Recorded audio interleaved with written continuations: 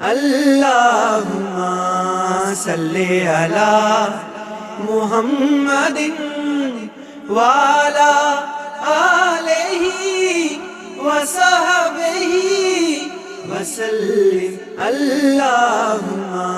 سیدہ عائشہ رضی اللہ عنہا بیان کرتی ہیں کہ میں نے کہا، اے اللہ کے رسول صلی اللہ علیہ وآلہ وسلم، اگر مجھے معلوم ہو جائے کہ کون سی رات لیلۃ القدر ہے تو میں اس میں کیا پڑھوں؟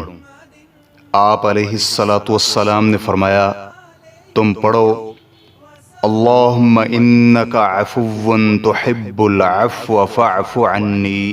اے اللہ، تو بہت زیادہ معاف کرنے والا ہے اور معافی کو پسند کرتا ہے، اس لیے تو مجھے معاف فرما دے۔